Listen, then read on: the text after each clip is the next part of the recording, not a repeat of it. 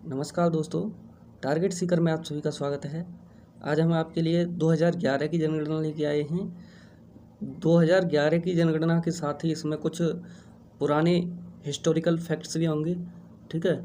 और ये क्या है कि आपके लिए जो विभिन्न प्रकार के एग्ज़ाम्स हैं, वनडे एग्ज़ाम्स हैं या स्टेट लेवल के जो स्पेशली एग्ज़ाम हैं, खासकर यूपी के, उन सभी के लिए बहुत महत्वपूर्ण है, ठीक है।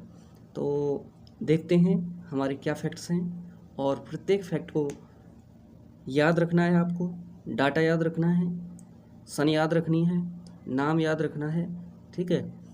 और जो भी महत्वपूर्ण पॉइंट होगा आपको अपनी डायरी में नोट कर लेना है, ठीक है। तो यह है 2011 की जनगणना। आइए अब शुरू करते हैं, और अपनी नोटबुक और पेन साथ में रखिए, ठीक है, नोट करते जाइए। ये आपके लिए बहुत महत्वपूर्ण है, रामबाण सिद्ध होगा। किसी भी एग्ज़ाम में कम से कम 1 या 2 क्वेश्चन आ ही जाते हैं जनगणना से, ठीक है। तो हमने सारे महत्वपूर्ण जो बिंदु हैं उन सबको ले लिया है, शॉर्ट में करने की कोशिश की है, इसलिए आइए देखते हैं। हमारे पहले पॉइंट के साथ शुरुआत करते हैं, ठीक है। भारत में पहली जनगणना की शुरुआत कब हुई थी? 1872 में, लॉर्ड मेयो के काल में, ठीक है। देश में नियमित जनगणना की शुरुआत उसके अगले 9वें वर्ष में यानी 10 साल में शुरू होनी थी, ठीक है। तो रिपन के काल में 1881 में ये शुरू हुई नियमित, यानी फिर ये हर 10 साल पे चलने लगी, ठीक है। जैसे 81 में, फिर 91 में, ठीक है। इस प्रकार से हर 10वें वर्ष पे, हर 10 की काल में इसकी जनगणना की जाने लगी देश की, ठीक है। स्वतंत्र भारत की पहली जनगणना कब हुई? तो स्वतंत्र भारत की पहली जनगणना 1951 में हुई, ठीक है। और जनगणना का महाविभाजक वर्ष किसे कहा जाता है? 1921 को, ठीक है। ये फैक्ट पूछे जाते हैं बार बार, ठीक है। आए हुए जो क्वेश्चंस होते हैं उनको भी हमने समाहित किया है इसमें, ठीक है।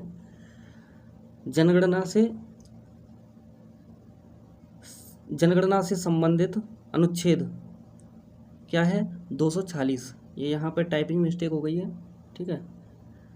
जनगणना से संबंधित अनुच्छेद कौन सा है भारतीय संविधान में? 246, ठीक है, 246।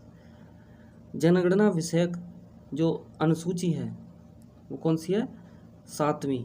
और किस में आती है ये? संघ सूची में। जनगणना संघ सूची का विषय है। जनगणना की अवधि प्रत्येक 10 वर्ष पे होती है, ठीक है। 10 वर्ष के लिए ये वैलिड रहती है। हालांकि 2011 की जनगणना के बाद में 2021 में होनी थी, लेकिन कोविड की वजह से अभी तक हुई नहीं है, 2024 तक अभी हुई नहीं है, ठीक है, जनगणना। अब आगे देखते हैं। जनगणना का जो अध्ययन होता है उसे क्या कहते हैं? उसे कहते हैं डेमोग्राफी, और हिंदी में जनांकिकी, ठीक है। 2011 की जनगणना का क्रम देश की 15वीं और स्वतंत्र भारत की 7वीं, यानी शुरुआत से लगाया जाए तो 15वीं जनगणना थी, और स्वतंत्रता के बाद लगाया जाए तो 7वीं थी, ठीक है। 2011 की जनगणना। 2011 की जनगणना का आदर्श वाक्य क्या था? हमारी जनगणना हमारा भविष्य। इसमें कुल 29 प्रश्न पूछे जाते थे प्रत्येक परिवार से, ठीक है। जनगणना का शुभंकर क्या था? प्रगणक शिक्षिका, प्रगणक शिक्षिका। प्रथम जनगणना कमिश्नर W क्लॉडेन थे, जो अंग्रेज थे, ठीक है, ब्रिटिश अधिकारी थे ये। स्वतंत्र भारत के प्रथम जनगणना आयुक्त कौन थे? आर्य गोपाल स्वामी, जो 1949 से 1953 तक रहे, ठीक है।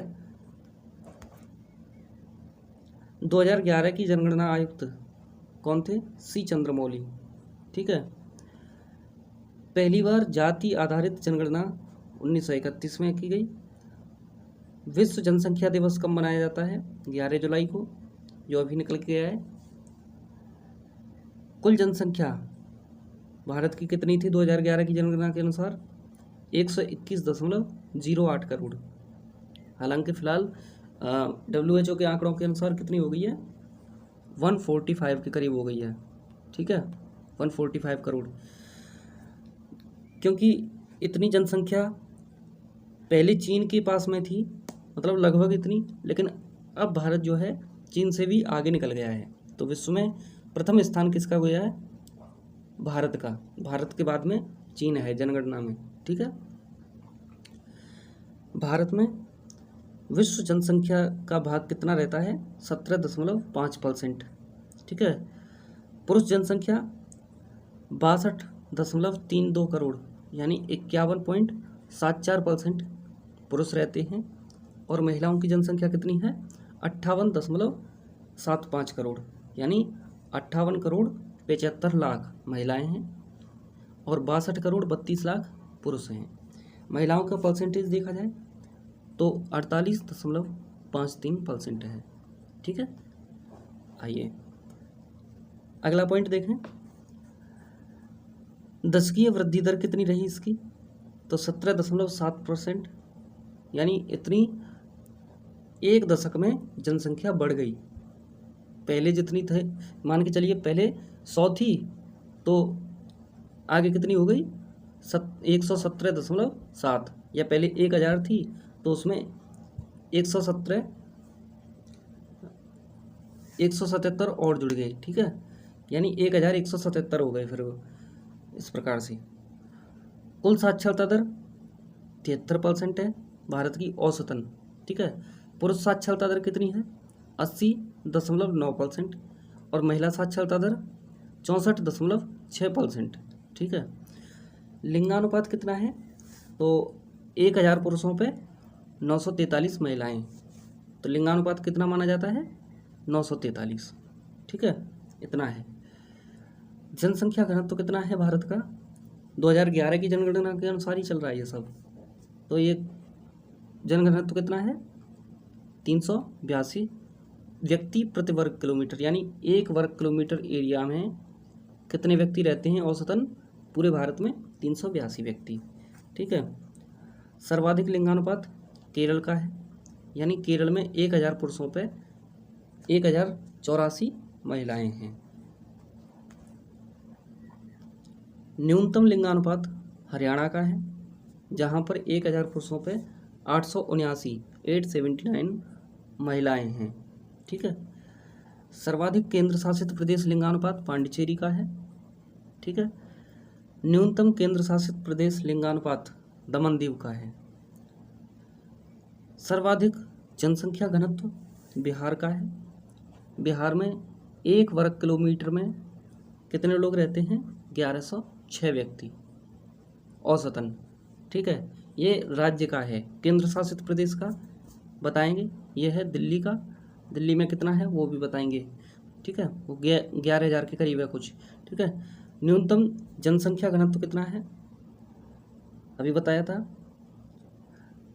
ये अरुणाचल प्रदेश का है 17, यानी 1 वर्ग किलोमीटर में 17 लोग रहते हैं अरुणाचल प्रदेश में, केवल 17, और बिहार में 1006 लोग। न्यूनतम केंद्र शासित प्रदेश जनघनत्व अंडमान निकोबार का है। सर्वाधिक जनघनत्व उत्तर प्रदेश का है। न्यूनतम सर्वाधिक जनघनत्व नहीं, सर्वाधिक जनसंख्या उत्तर प्रदेश की है, ठीक है, और न्यूनतम जनसंख्या सिक्किम की है। सर्वाधिक केंद्र शासित जनसंख्या दिल्ली की है। न्यूनतम केंद्र शासित जनसंख्या लक्षद्वीप की है।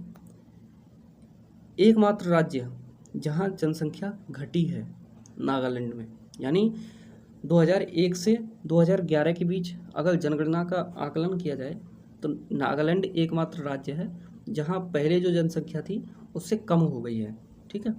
सर्वाधिक साक्षरता दर केरल की है 94%। न्यूनतम साक्षरता दर बिहार की है 61.8%। न्यूनतम महिला साक्षरता दर बिहार की है 51.5%, क्योंकि वहाँ औसतन भी बहुत कम थी, ठीक है, और महिलाओं की तो स्थिति वैसे भी खराब रहती है। सर्वाधिक केंद्र शासित साक्षरता लक्षद्वीप की है। सर्वाधिक केंद्र शासित साक्षरता केंद्र शासित प्रदेश की साक्षरता लक्षद्वीप की है। न्यूनतम केंद्र शासित प्रदेश साक्षरता दादर नागर हवेली की है। ठीक है।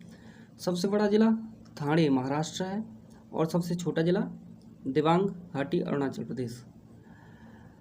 अधिक जिलों वाला राज्य उत्तर प्रदेश, यहाँ पर 75 जिले हैं। ठीक है। तो इस प्रकार से कुछ जो पॉइंट्स थे हमने लिए। आगे और जो महत्वपूर्ण बिंदु होंगे उनके साथ में हम आपके समक्ष फिर दोबारा प्रस्तुत होंगे किसी अच्छी वीडियो के साथ। ठीक है। तब तक के लिए बने रहिए हमारे साथ। नमस्कार। जय हिंद।